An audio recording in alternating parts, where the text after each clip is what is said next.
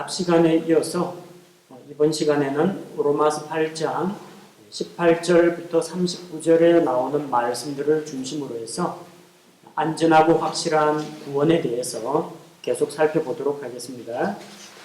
성령님의 사역으로 말미암아 우리의 구원은 안전하고 확실하게 보호받고 있다라고 했습니다. 이어지는 내용으로 18절에서는 우리는 어떠한 고난이 닥칠지라도 그 고난이 우리를 좌절시키지 못한다는 것을 알 수가 있습니다. 세상은 그리스도인들을 핍박합니다. 그리스도인들은 하나님의 뜻대로 경건하게 살고자 하다가 고난을 받고 또한 핍박을 당할 수가 있습니다. 그러나 세상이 주는 그런 시련이나 그런 고난들, 이런 것들은 우리의 구원의 문제를 결코 흔들어 놓을 수 없다는 것입니다. 18절에 우리에게 고난이 있다는 것을 언급하고 있습니다. 내가 생각하건대 이 현 시대의 고난들은 앞으로 우리 안에 나타날 영광과 좋게 비교될 수 없다라고 했습니다. 내가 생각하건대 사도 바울의 개인적인 생각이라는 이야기가 아니라 하나님께서 보여주신 진리의 기준으로 판단해 볼 때 우리가 알 수 있는 것은 무엇이냐? 현 시대에 우리에게 고난이 있다고 했습니다. 이 현 시대에 고난들이 있다고 했어요. 그리스도인들이라면 고난을 받습니다. 17절에서도 이야기했죠. 우리는 그리스도와 공동 상속자가 되었다고 했습니다. 그리스도께서 고난을 받으셨으면 그분의 몸인 우리도, 그분의 지체인 우리도 따라서 고난을 받는다는 겁니다. 우리에게는 분명히 고난들이 있습니다. 그러나 이 현 시대에서는 고난을 받지만 앞으로 우리에게 찾아오는 것은 영광이라는 겁니다. 현재는 고난을 받지만 미래에는 영광을 받습니다. 그런데 두 가지를 저울에 올려놓고 비교를 해보는 겁니다. 어느 것이 더 중하고 무거운가? 우리가 미래에 받아서 하나님께 누리게 될 상급과 영광은 지금 당하는 고난과 비교할 수가 없다고 했습니다. 현재의 고난보다도 훨씬 더 많은 영광을 받게 된다는 겁니다. 우리의 고난이 얼마나 크는가 작은가 문제가 되지 않습니다. 이 고난이 며칠간 계속되느냐 몇 년간 계속되느냐 전혀 문제가 되지 않습니다. 왜 그러냐면 우리가 장차 받게 될 영광의 크기와는 이 고난은 아무것도 아니라는 겁니다. 마치 햇빛과 반딧불을 비교하는 것과 같습니다. 우리는 큰 영광을 생각할 때 잠시 눈앞에 닥친 작은 고난을 전혀 두려워할 필요가 없다는 것입니다. 고난의 지속시간도 문제가 되지 않습니다. 이 땅에서 고난이 있다면 몇 년간 계속될 것 같습니까?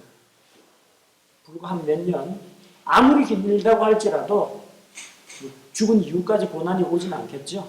기껏해야 100년도 채 안 됩니다. 땅에서 당하는 고난은 날 때부터 죽을 때까지 다 겪더라도 100년이 안 됩니다. 그러나 우리가 장차 받아 누리게 될 영광은 100년, 1000년이 아니라 영원하다는 겁니다. 어느 것이 더 크고 복된 것이냐? 고난에 비해서 우리가 받게 될 보상과 영광이 더 크다는 겁니다. 따라서 우리는 현 시대의 고난이 주는 그 고난의 무게를 감당하지 못하고 쓰러지는 자가 아니라 그 고난 중에도 소망을 가지고 보호받을 수 있다는 겁니다. 19절에서 22절은 사실은 23절에서 25절을 이야기하기 위해서 먼저 내세운 구절입니다. 23에서 25절에서 우리 몸의 구속과 우리가 누리게 될 그런 영광, 그것을 이야기하기 위해서 우리뿐만 아니라 이 창조 세계도 회복을 원한다. 그걸 먼저 이야기하고 있습니다. 19절에 보니까 창조물이 간절히 기대하며 기다리는 바는 하나님의 아들들이 나타나는 것이라고 했습니다. 하나님의 아들 예수 그리스도가 나타나는 게 아니고요. 하나님의 아들들이 나타나는 것이라고 했습니다. 이것은 구원받은 성도들이 휴거된 이후에 그리스도와 함께 이 지상으로 그분의 성도들이 함께 내려오는 것을 이야기합니다. 하나님의 아들들이 나타나는 것. 하나님의 아들 하면은 예수 그리스도입니다. 선이 대문자로 되어 있죠. 하나님의 아들들 하면은 복수형으로 되어 있고 S자가 소문자로 선지라고 나옵니다. 요한복음 1장 12절에 성령님을 통해서 다시 태어난 자들, 예수 그리스도를 믿고 그분을 받아들인 자들, 그 사람이 하나님의 아들들입니다. 우리 구원받은 성도들을 말합니다. 하나님의 아들들이 이 땅에 나타나게 되는 날이 있습니다. 예수 그리스도께서 성도들과 함께 지상 재림해서 영화로운 메시아 왕국, 천년 왕국을 세울 때를 기다리는 것입니다. 창조물들이 기다리고 있습니다. 왜냐하면 천년 왕국에서는 창조 세계가 온전하게 회복되기 때문입니다. 이 현 시대에 당하고 있는 이 창조 세계의 고통이 있습니다. 20절에 창조물이 헛된 것에 복종하게 된 것은 자진해서 된 것이 아니요 소망 중에 바로 그것을 복종하게 하신 분으로 인한 것이니. 창조물이 헛된 것에 복종하게 되었다고 했습니다. 우리가 헛되다고 할 때 뭘 헛되다라고 합니까? 목표가 달성되지 않았을 때. 목표를 타격하기 위해서 주먹을 딱 날렸는데 피했어요. 허공을 치고 말았어요. 헛손질한 거죠. 이 헛된 겁니다. 목표에 빗나갔을 때, 목표를 달성하지 못했을 때, 목표에 부합되지 않을 때 헛되다라고 합니다. 계획 열심히 세워놨는데 보니까 엉뚱한 데로 가고 있어요. 헛짓하는 겁니다. 헛된 겁니다. 창조물이 왜 하나님의 창조 질서와 창조 목적에 합당하게 행하지를 못하느냐? 창조의 목적을 달성하지 못하는 이유가 무엇입니까? 창조의 목적은 하나님을 영화롭게 하는 겁니다. 근데 지금 이 창조 세계는 아담의 죄로 인해서 자기들이 원하는 바대로 행하지를 못하고 있다는 겁니다. 이 창조 세계는 썩고 부패하고 낡고 죽이는 그런 세계가 되었습니다. 그런데 하나님께서는 소망 중에 바로 그것을 복종하게 하신 분으로 말미암아 그들이 복종하고 기다린다고 했거든요.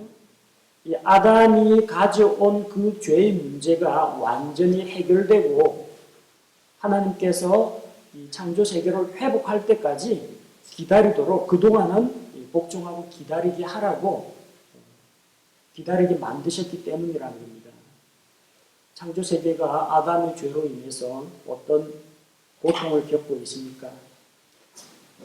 21절, 22절에 보니까 이는 창조물 자신도 썩음의 속박에서 해방되어 하나님의 자녀들의 영광스러운 자유에 이를 것이기 때문이라. 썩음의 속박 가운데 있다고 했고요. 22절 또 온 창조 세계가 지금까지 함께 신음하며 고통 중에 산고를 치르는 줄을 우리가 안다고 했습니다. 고통과 신음 가운데 있다고 했습니다. 아담으로 인해서 아담의 죄로 인해서 하나님께서 만드신 아름다운 자연, 창조 세계의 동식물들이 파괴가 되고 있다는 겁니다. 하나님께서는 완전하게 모든 자연 조건을 만들었습니다. 그러나 죄가 들어온 이후에 어떤 일이 일어났어요? 사람의 욕심이 금, 은을 탐하고 지하 자원을 탐하고 또 자기들의 이익을 위해서 숲을 베어내기도 하고 강을 막기도 하고 여러 가지 일들을 저지르고 있다는 겁니다.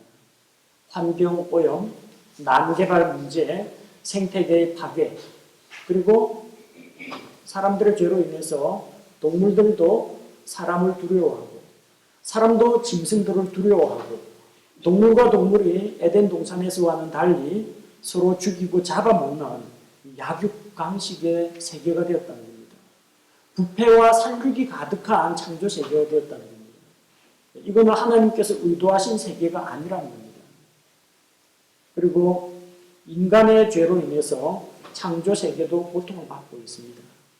아름다운 자연이 훼손되고 사막화가 진행이 되고 숲을 자꾸 베어내다 보니까 결국은 대기 오염이 심해지고 화학약품들 이런 것들 만들어서 사용하고 뭐 핵무기 같은 거 사용하다 보니까 오존층이 파괴가 되고 땅도 신음하고 공장 폐수로 인해서 강물도 신음하고 바다 생물들도 괴로워가지고 신음하고 있습니다. 기후가 막 바뀌기도 하고 온난화 현상이 생기기도 하고 북극에서 빙산이 내려와가지고 떠내려와가지고 높고 떠내려가고 남극 대륙에서 빙산이 쩍쩍 갈라집니다. 거기 사는 펭귄이나 북곰도 고통 속에서 신음하고 있습니다. 먹을 걸 찾지 못하고 거주지가 없어지니까. 이 모든 것들이 결국은 나중에는 회복이 된다는 겁니다. 언제 회복이 됩니까? 주님께서 이 세상에 다시 오셔서 이 땅에 천년왕국을 세우실 때 사자들이 어린 양과 함께 뛰어놀고 황무지가 장미꽃같이 피어나고 사막에 시냇물이 흘러내리고 사자와 곰이 암수하고 같이 올려있고 어린아이가 그걸 끌고 다녀도 아이가 독사굴에 손을 넣어도 장난을 치더라도 해를 입지 않는 것. 하나님의 거룩한 이 동산에서 서로 물고 뜯고 잡아 죽이는 그런 일이 사라지게 된다는 이야기입니다. 창조 세계도 바로 그때를 기다립니다. 그때까지는 그냥 헛된 것에 복종하고 기다리고 있을 뿐입니다. 언제 그날이 다가오느냐? 우리 몸이 구속을 받을 때 23절에 보니까 그들뿐 아니라 이 창조 세계만 그리스도의 지상 재림을 기다리는 게 아니라 우리 자신 곧 성령의 첫 열매를 소유한 우리까지도 속으로 신음하며 양자 삼으신 즉 우리 몸의 구속을 기다린다고 했습니다. 앞서 말씀드린 바와 같이 우리가 믿을 때 우리의 영은 다시 태어납니다. 우리의 혼은 구원을 받아서 지옥의 형벌을 받지 않습니다. 아직 몸은 구속되지 못했습니다. 아직 몸에는 타락한 아담의 본성과 죄악에 길들여진 육신적인 습관과 육신의 법이 같이 자리 잡고 있습니다. 이거 없어지는 거 아닙니다. 공존합니다. 근데 내 안에 들어와 계신 성령님의 음성에 순종하고 성령님께서 주신 하나님의 말씀에 순종할 때 이게 존재하긴 하지만 힘을 쓰지를 못하는 겁니다. 그게 성화의 과정이죠. 그러나 마지막 그때가 되면 우리의 몸도 이 연약한 육신도 온전히 구속을 받게 됩니다. 몸의 구속을 기다립니다. 우리는 소망 중에 몸의 구속을 기다리고 있습니다. 24절에서 우리가 소망으로 구원을 받았기 때문이라. 그러나 보이는 소망은 소망이 아니니 어찌하여 사람이 보는 것을 여전히 바라리요. 그러나 우리가 보지 못하는 것을 우리가 바라면 인내로 그것을 기다린다고 했습니다. 우리는 소망으로 구원을 받았습니다. 그래서 보이지 않는 것을 바랍니다. 보이지 않는 것이 무엇입니까? 여러분 예수 그리스도를 직접 눈으로 만나 뵈었습니까? 보지 못했습니다. 우리는 보지 못하고 믿었습니다. 우리는 저 하늘의 영광도 성경 말씀을 통해서 알 뿐이지 눈으로 보고 체험한 게 아닙니다. 부활도 보지 못했습니다. 천년왕국도 올 것이라는 걸 이사야 대언자의 말씀을 통해서 우리가 알고 있지 눈으로 직접 경험하지 못했습니다. 이미 눈으로 다 보고 경험했으면 기다릴 필요가 뭐 있습니까? 다 이루어졌는데. 아직 안 이루어졌으니까 기다리는 거죠. 우리는 소망으로 구원받았고 보이지 않는 것들을 바라고 있습니다. 베드로전서 1장 8절에 너희가 그분을 보지 못하였으나 사랑하는도다. 지금도 너희가 그분을 보지 못하나 믿으며 이루 말할 수 없고 영광이 가득한 기쁨으로 기뻐하노니 예수님을 보지 못했지만 사랑합니다. 아직까지 보지 못한 것 많이 있습니다. 주님의 다시 오심, 부활, 몸의 구속, 천년왕국, 천사들, 영원한 세계 이런 것들 보지를 못했습니다. 그러나 소망 가운데 기다립니다. 인내하면서 기다립니다. 다 이루어진 거라면 믿을 필요가 없죠. 그러나 눈으로 보지 못하는 것, 아직 다가오지 않은 것들을 우리가 약속의 말씀을 붙잡고 소망 중에 기다리고 있습니다. 자, 성령님께서 우리에게 해주시는 일들 26절에서 계속 이어집니다. 이와 같이 성령께서도 우리의 연약함을 도우시나니, 우리의 연약함이 무엇입니까? 이 창조세계가 부패하고 타락하고 썩음의 속박 이런 것이 있는 것처럼 우리 역시도 속으로 신음하고 있다고 했습니다. 속으로 신음하며 양자 삼으시는 몸의 구속의 때 그때까지 기다리고 있다는 겁니다. 우리에게도 이 땅에서 살면서 신음과 고통이 있다는 이야기입니다. 그런데 그런 연약한 우리를 성령께서 도와주십니다. 우리가 마땅히 기도할 바를 알지 못하나 성령께서 말로 할 수 없는 신음으로 친히 우리를 위해 중보하신다고 했습니다. 성령께서 우리의 연약함을 도와주십니다. 어떤 때는 너무나 막막해서 뭘 기도해야 될지, 어떻게 기도해야 될지 모르는 때가 있습니다. 아니, 아예 기도해야 되겠다는 생각도 안 나는 때가 있습니다. 그러니까 넉넉고 푹 쉬었으면 좋겠다. 성경도 읽기 싫고 기도도 하기 싫고 그냥 가만히 이대로 나를 내버려 뒀으면 좋겠다. 절망 가운데 빠져 있을 때가 있다는 겁니다. 우리가 그런 나약함 가운데 있을 때에도 성령께서는 알고 계시다는 겁니다. 성령께서는 연약함을 도와주시고 말로 할 수 없는 신음으로 친히 우리를 위해서 중보하고 계신다고 했습니다. 26절에서는 성령께서 중보하신다고 했고요. 34절에서는 그리스도께서 중보하신다고 했습니다. 그리고 기도를 받으시는 하나님께서는 기도를 들어주십니다. 왜 우리가 고난의 무게 가운데에서 그걸 감당 못하고 쓰러지지 않느냐? 성령께서 도와주시기 때문입니다. 그래서 고난 가운데 보호받을 수가 있다는 겁니다. 기도를 하려면 뭘 알아야 기도하죠. 다른 사람을 위해서 중보해 준다. 그 사람 기도 제목이 뭔지, 기도 제목은 모를지라도 지금 어떠한 어려운 처지에 있는지 뭐 알아야 도와주죠. 모르면 못 도와줍니다. 그러나 성령께서는 알고 계시다는 겁니다. 27절에 마음을 살피시는 분께서 성령의 생각이 무엇인지 아시나니 이는 그분께서 하나님의 뜻대로 성도들을 위해 중보하시기 때문이니라. 뭘 기도해야 될지 알아야 되죠. 하나님의 뜻이 무엇인지를 알아야 그 뜻을 놓고 하나님의 뜻을 놓고 기도하겠죠. 근데 성령께서는 우리 안에 들어와 계십니다. 우리의 속 사람을 감찰하십니다. 우리 속 마음을 알고 계십니다. 그렇다고 성령께서 우리 소원을 들어주는 쪽으로 기도하지는 않으신다는 겁니다. 하나님의 뜻대로 기도해야 되죠. 성령께서 하나님의 뜻을 알아야 된다는 겁니다.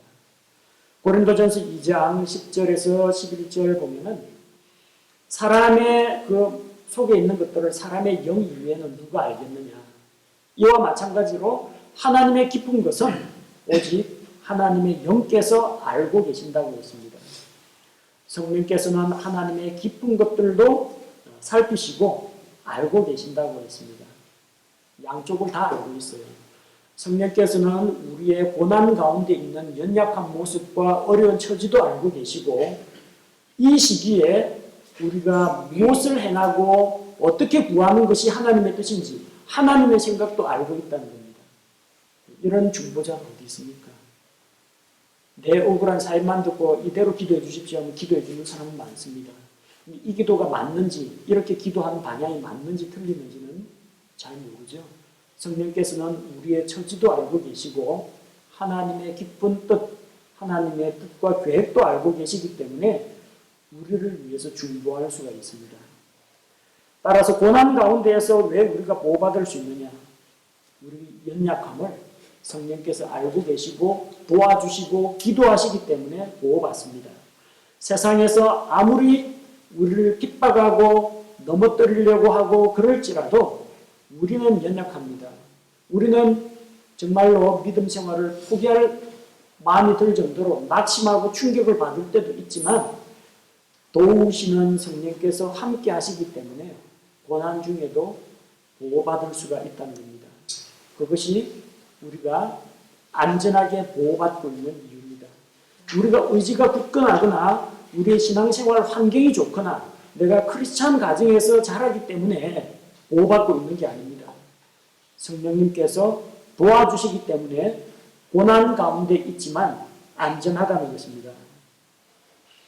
자, 우리의 구원이 안전하고 확실한 이유, 하나님께서 우리로 하여금 그리스도의 형상과 같은 모습이 되도록 예정하셨기 때문입니다. 28절에 보니까 우리가 알거니와 하나님을 사랑하는 자들, 곧 그분의 목적에 따라 부르심을 받은 자들에게는 모든 것이 합력하여 선을 이룬다고 했습니다. 합력하여 선을 이루시는 하나님. 보통 이 구절을 이 부분만 딱 떼어놓고 해석하는 경우가 많습니다. 그래서 나한테 뭐 안 좋은 일이 생겼다, 혹은 좋은 일이 생겼다, 다 하나님의 뜻이라고 이야기합니다. 혹은 중국 고사에 나오는 인간만사 세옹지마라는 말 들어봤죠? 세옹지마, 변방세 노인옹, 변방에 사는 한 그 노인이 있었는데 그 노인이 말을 잃어버렸어요. 사람들 아이고 안 됐습니다. 그러니까 인생이라는 게 돌고 도는 건데 이게 혹시 복이 될지 누가 알겠습니까? 그 말이 나가가지고 짝을 지어가지고 들어왔어요. 그래, 아이고 축하드립니다. 말 한 마리 더 생겼네요. 하니까 그렇죠. 혹시 이게 또 화가 될지 어떻게 알겠습니까? 자기 아들이 말 타다가 떨어져가지고 다리를 다쳤어요. 대단히 안 됐습니다. 그러니까 글쎄 이게 또 혹시 복이 될지 누가 압니까? 근데 나라에 전쟁이 일어났어요. 전쟁이 일어났는데 다리를 다친 아들은 군인으로 쓸모없다 해서 전쟁에 동원이 안 됐어요. 이런 식으로 나쁜 일이 생기건 좋은 일이 생기건 이게 전화위복, 화가 변해가지고 복이 되는 그런 경우가 있습니다. 그래서 마치 그리스도인들도 로마서 8장 28절을 이런 식으로 억지로 끼워 맞추기 식으로 해석하는 경우가 많다는 겁니다. 우리가 비록 이렇게 안 좋은 일을 겪었는데 나중에 그 화가 변해서 축복으로 바뀌었다. 역시 모든 것이 합력하여 선을 이룬다. 보통 이런 데 많이 써먹는다는 겁니다. 그 구절만 떼놓고 보면 그런 식으로 해석할 수가 있는데 실상은 그거하고는 관계가 없는 이야기라는 겁니다. 자, 우리가 알거니와라고 28절에서 이야기하죠. 우리는 하나님의 뜻과 그분의 목적이 무엇인지 알고 있습니다. 하나님께서 우리를 부르신 목적이 이 세상에서 고난도, 질병도, 어려움도 다 면제시켜 주겠다. 이게 하나님의 뜻이 아니라는 거죠. 이 세상에서 환난을 겪고 고난을 당하고 영적 침체에 빠질 때도 있고 영적으로 성장할 때도 있는데 최종 목표가 뭐냐는 겁니다. 화가 변해서 복받았다. 그게 아닙니다. 마지막에 우리가 그리스도의 완전한 형상에 동참한다. 이게 하나님의 최종 목표라는 겁니다. 그걸 우리가 알고 있다는 겁니다. 우리가 알거니와 하나님을 사랑하는 자들, 곧 어떤 자들이에요? 그분의 목적에 따라 부르심을 받은 자들에게는, 즉 단순한 하나님이 부르신 자들이 아니라 그분의 목적에 따라서 부르심을 받은 자들. 왜 불렀어요? 그분의 목적, 구원을 위해서 우리를 세상에서 불러내셨습니다. 그분의 목적에 따라서 부르심을 받은 자들, 곧 구원받은 자들을 이야기합니다. 그러니까 이거는 저 변방에 있는 어느 늙은이 그 세옹지마 이야기가 아니고요. 구원받은 성도들을 대상으로 하는 겁니다. 자, 3절에 그 세 번째 28절에 보니까 세 번째로 모든 것이라고 했죠. 모든 것이 합력하여 선을 이룬다. 글자 그대로 모든 것입니다. 힐중하고 자기 불우한 가정 환경, 자기 연약한 신체, 적대적인 분위기, 좋은 것이든 나쁜 것이든 어쨌든 모든 것입니다. 그게 합력하여 하나가 되어 서로 긴밀하게 상호작용을 해서 그런 것들을 하나님께서 사용하실 수가 있다는 겁니다. 합력하여서 선을 이룬다고 했습니다. 하나님의 선을 이룹니다. 우리에게 유익이 되도록 그것을 사용하신다는 겁니다.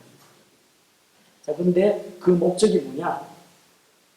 화라든지 고난이라든지 뭐 우연이라든지 이런 걸 다 합쳐가지고 하나님께서 우리에게 잘 되도록 하는 그게 합력하여 선을 이루는 게 아니고요. 그 궁극적인 선이 무엇이냐? 29절입니다.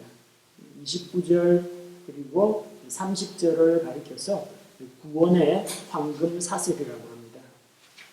구원의 황금사슬이라는 건 이게 정말로 가치 있고 보배롭다는 의미와 이것이 유기적으로 이것과 이것이 긴밀하게 연결되어 있는 연결고리라는 이야기입니다. 여기에서 우리는 예정이라는 단어를 볼 수 있습니다.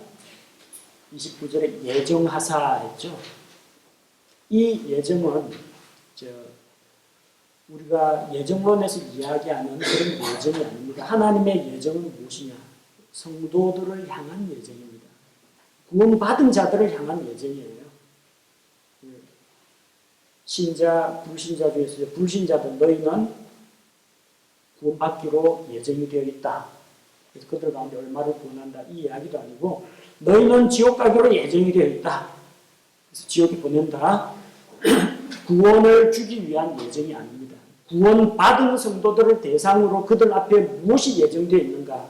성경에 나오는 모든 예정은 구원받은 자들을 대상으로 하고 있지 안 믿는 자들을 대상으로 예정이라는 말은 사용되지 않습니다. 그래서 이 구원의 황금사슬을 볼 때 칼빈주의 예정론 가지고 생각을 하면 이해가 안 됩니다. 성경에서 말하는 것은 어떤 순서냐? 29절에 보니까 그분께서는 자신이 미리 아신 자들을 미리 아신다라고 했습니다. 칼빈주의에서는 미리 안다는 것을 미리 결정했다로 슬그머니 이제 바꿔버린 겁니다. 하나님께서 구원받을 자를 미리 선택해 놓았다는 겁니다. 그러나 이것은 미리 안다는 것이지 미리 정했다는 이야기가 아닙니다. 미리 아시는 것은 하나님의 속성입니다. 시간 축 바깥에 계신 하나님께서는 과거, 현재, 미래가 다 의미가 없습니다. 그분은 시간과 공간을 초월해서 계신 분이기 때문입니다. 하나님께서 고개 한번 딱 돌려보면 이제 에덴 동산도 보입니다. 저 과거 지나간 시간이지만 하나님께서 고개 한번 쭉 돌려보면 저 영혼의 세계도 보입니다. 하나님은 시간에 구속되어가지고 시간과 함께 더불어서 나이를 먹어가는 분이 아닙니다. 시간 쭉 바깥에 계신 분입니다. 그분의 시제는 현재예요. 나는 아브라함의 하나님이요 이삭의 하나님이요 야곱의 하나님이라. 모세에게 이 말씀을 하실 때 아브라함, 이삭, 야곱 다 죽었어요. 나는 말이야 옛날에 아브라함의 하나님이었었는데 그러다가 나중에 이삭의 하나님이 되었거든. 그러다가 야곱의 하나님이 되었다가 이제는 너의 하나님이 되어줄게가 아닙니다. 지금도 나는 아브라함의 하나님이요 지금도 이삭의 하나님이 야곱의 하나님. 하나님의 시제는 항상 현재 시제로 되어 있습니다. 그래서 하나님에게는 사람의 입장에서 볼 때는 우리에게 아직 닥치지 않은 몇 시간, 몇 년 뒤의 일이기 때문에 미래입니다. 그러나 하나님께서는 그걸 현재의 하나님께서 그 미래를 보실 수가 있다는 겁니다. 하나님의 미리 아신, 전지하신 하나님, 모든 것을 아시는 하나님이라는 겁니다. 하나님은 미래를 미리 아시는 것이지 미래에 그렇게 될지어다 하고 결정해 놓은 게 아니라는 겁니다. 가룟 유다가 예수님을 팔 것을 알고 계셨습니다. 시몬 베드로가 예수님을 3번 부인할 것을 미리 알고 계셨습니다. 미리 아니까 베드로야 오늘 밤 술 타고 오기 전에 뭐 3번 부인한다. 미리 알고 말씀하신 겁니다.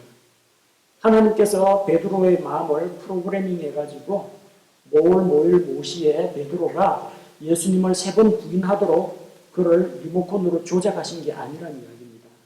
예지와 예정은 다르다는 겁니다. 하나님께서는 미리 아십니다.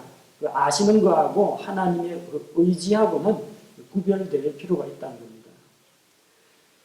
선택은 우리 각자가 그리스도를 받아들일 건지 말 건지, 죄를 회개할 건지 말 건지 선택을 합니다. 그러나 우리가 어떤 선택을 내릴지 하나님께서는 미리 알고 계신다는 이야기입니다. 미리 알고 계십니다. 그리고 예정을 하십니다. 자신이 미리 아신 자들을 또한 예정하사. 미리 아신 자들이 누구겠어요? 하나님을 사랑하는 자, 그분의 뜻과 목적대로 부르심을 받은 자, 그 부르심에 믿음으로 화합할 자들이 누군지 미리 알고 계세요. 구원받은 성도들이 누구일지를 알고 계십니다. 그렇기 때문에 그들을 위해서 앞으로 어떤 코스를 예정해 놓을 수가 있다는 겁니다. 일단 예수 그리스도 안에 들어오기만 하면 그 다음에는 예정된 코스가 있다는 겁니다. 물론 사람들마다 시행착오도 겪고 어떤 사람은 쫙 상승세 타는 사람도 있고 어떤 사람은 하락세에서 상승세로 올라가는 사람도 있겠지만 어쨌든 예정된 코스가 있다는 겁니다. predestination, 숙명, 운명을 말하는 게 아니라 하나님께서 성도들을 위해서 그들의 앞길을 예정해 놓으셨다는 겁니다. 믿는 자들에 대한 예정입니다.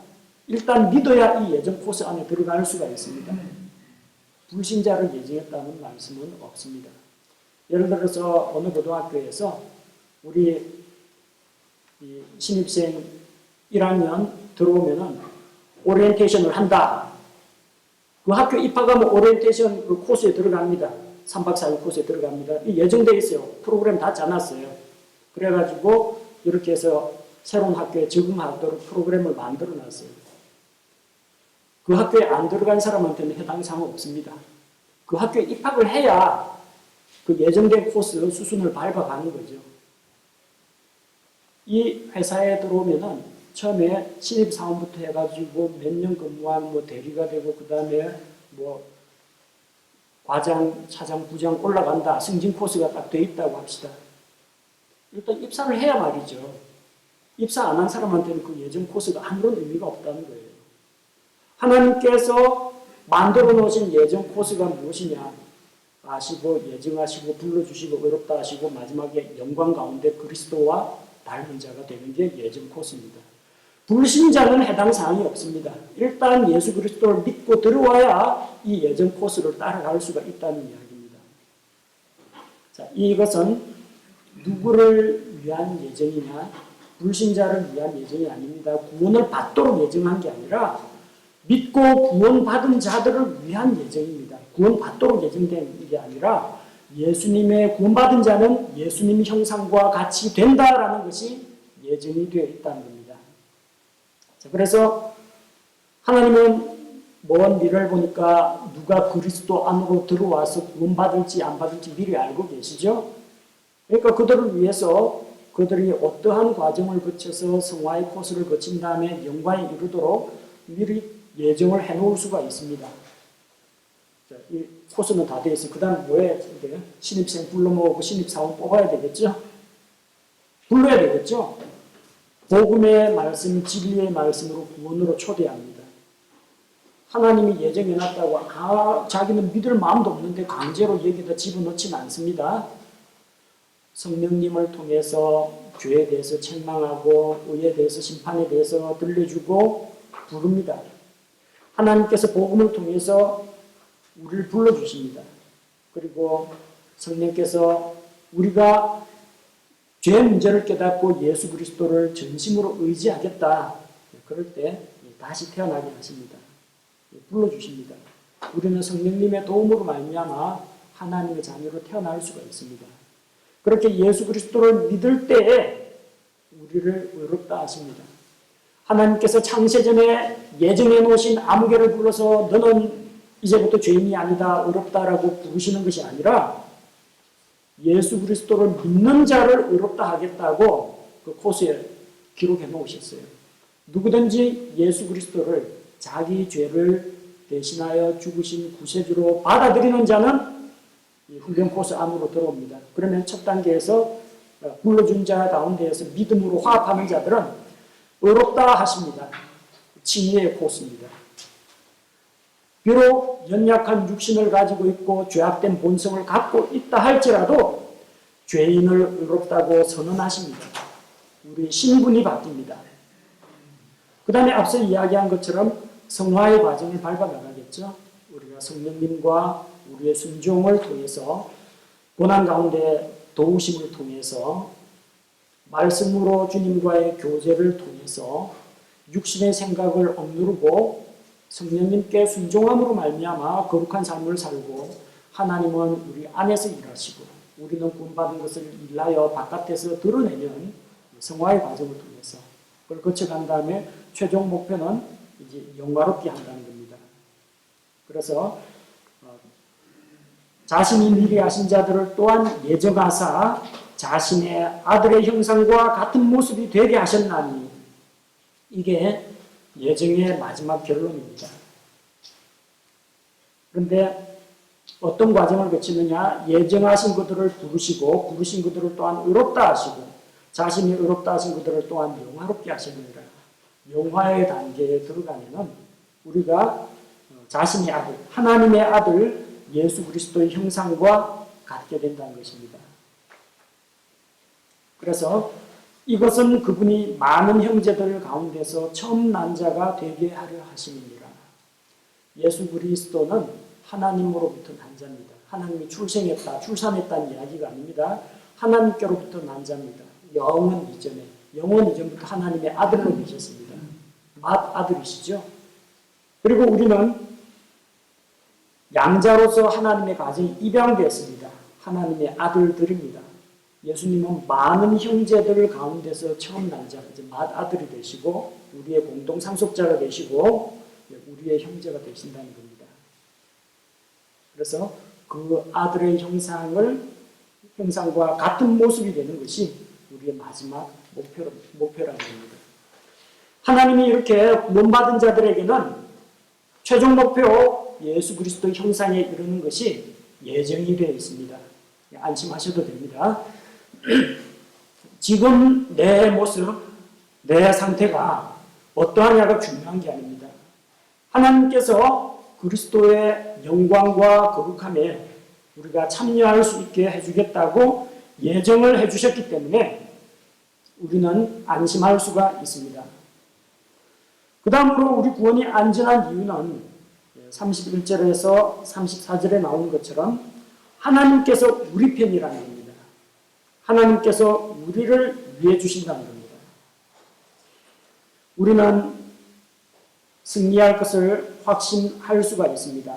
31절에 그런즉 이 일들에 대하여 우리가 무슨 말을 하리요? 이 일들이 뭡니까? 믿음으로 의롭게 되고 성화의 과정을 거쳐서 영화롭게 되었다. 이 전 과정에 대해서 우리가 할 말이 뭐가 있습니까? 하나님께서 우리를 이렇게 인도하시는 거예요. 하나님께서 우리를 위하시면 누가 우리를 대적하겠느냐는 겁니다.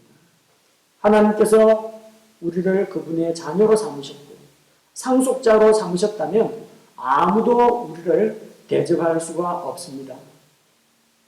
32절에 자신의 아들을 아끼지 아니하시고 우리 모두를 위해 그분을 내주신 분께서 어찌 그 아들과 함께 또한 모든 것을 우리에게 값없이 주지 아니하시겠느냐. 하나님께서는 가장 크고 놀라운 선물 예수 그리스도를 우리에게 주셨습니다. 따라서 예수 그리스도보다 값어치가 좀 떨어지는 것들은 얼마든지 줄 수 있다는 거예요. 가장 소중한 자기 아들도 주셨는데 우리에게 못 줄 것이 뭐가 있겠느냐는 겁니다. 다른 모든 하늘에 속한 것들을 우리에게 주십니다. 변치 않는 하나님의 사랑과 그분의 선물과 능력을 신자들에게 주시기 때문에 우리는 결코 패배하지 않는다는 것입니다. 33절에 누가 하나님께서 선택하신 자들을 무슨 일로 고소하리요? 어렵다 하시는 분은 하나님이시니 아무도 우리에게 고소를 할 수 없다는 겁니다. 고소한다. 이거는 그 사람의 죄악에 대해서 고발장을 써서 그 사람을 법정에 소환하는 걸 말합니다. 기소하는 거죠. 근데 재판장이 이미 어렵다라고 무죄 선고 판결을 내렸는데 누가 우리를 고소하겠느냐는 겁니다. 아무도 우리를 정죄할 수 없다는 것입니다. 또 34절에 누가 정죄하리요? 죽으신 분은 그리스도시요 참으로 다시 일어나신 분도 그리스도시니 그분께서는 바로 하나님의 오른편에 계시며 또한 우리를 위해서 중보하신다고 했습니다. 예수 그리스도께서 우리 죄를 대신하여 죽으심으로 죄의 삭을 다 지불했습니다. 근데 누가 정죄하겠습니까?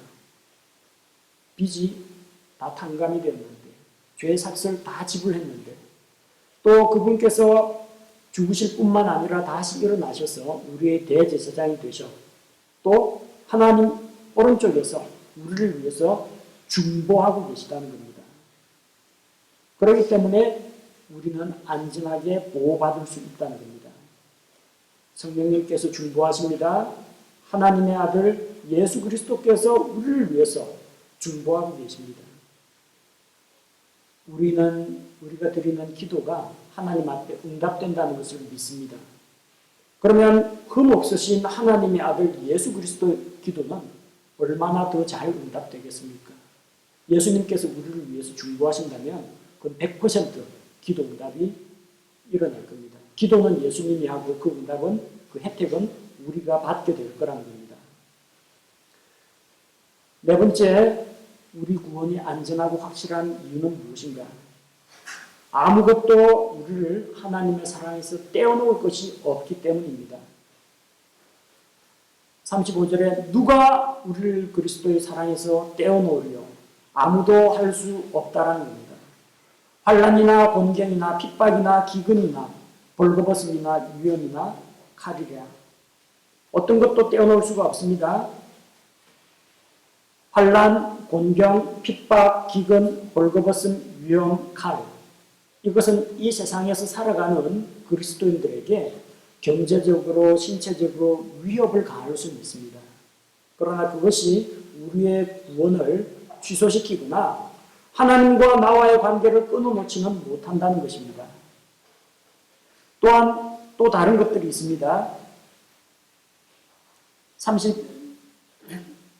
38절에 보니까 내가 확신하노니 사망이나 생명이나 천사들이나 정사들이나 권능들이나 현재 있는 것들이나 장래 있는 것들이나 자, 여러 가지 것들이 있습니다. 사망이나 생명도 누군가가 우리의 몸을 죽일 수는 있지만 죽으면 우리의 혼은 하나님께로 불려 올라갑니다. 결코 하나님의 손에서 우리를 빼앗아 갈 수가 없습니다. 죽고 사는 문제가 우리의 구원을 취소시킬 수가 없다는 겁니다. 천사들이 있습니다. 정사, 권능 이런 것들이 있죠. 정사들, 권능들 에베소서 6장 12절에 보면은 이 악한 영적인 세력들, 천사들의 이름입니다. 정사들, 권능들. 마귀가 우리를 어찌할 수 없다는 겁니다.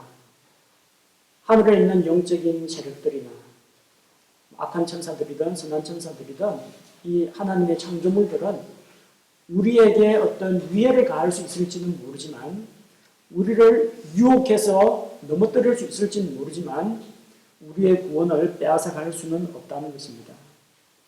현재 일이나 장래 일이나 높음이나 깊음이나 다른 어떤 창조물도 우리를 그리스도 예수 안에 우리 주 안에 있는 하나님의 사랑에서 떼어놓을 수가 없다고 했습니다. 아무것도 우리를 하나님의 사랑에서 떼어놓을 수가 없습니다. 왜? 이 관계는 예수 그리스도의 생명값으로 지불하고 이루어진 관계입니다. 그 무엇도 하나님과 우리 사이를 떼어놓을 수가 없습니다. 하나님께서는 전능하시기 때문에 이 세상이나 마귀의 권세에 자기의 자녀를 빼앗기지 않으십니다. 자기 자녀를 지키십니다. 그리고 우리 자신도 이 관계를 끊어놓을 수가 없습니다. 우리는 그리스도 안으로 들어왔습니다. 그리스도의 몸의 일부가 되었습니다. 예수님께서는 자기 몸의 일부를 잃어버리는 그런 실수를 저지르지 않습니다. 우리 자신도 우리 자신을 하나님의 사랑에서 끊어놓을 수가 없다는 것입니다. 그 어느 것도. 그래서 우리의 구원은 안전하고 확실하다는 겁니다. 로마서 7장에서는 사도 바울이 자기 안에 있는 두 가지 서로 상반되는 법들이 육신에 속한 것과 영에 속한 것이 하나님의 법과 죄의 법 사이의 갈등들, 또 자기는 마음으로는 하나님을 따르고 싶은데 나중에 결과를 보니까 자기가 원하는 선은 행하지 않고 원치 않는 악을 행하였다. 넘어졌다. 육신의 연약함을 실감했습니다. 그러나 그럴지라도 우리의 구원은 안전하게 보호받습니다. 왜? 생명의 성령의 법 아래 있기 때문입니다.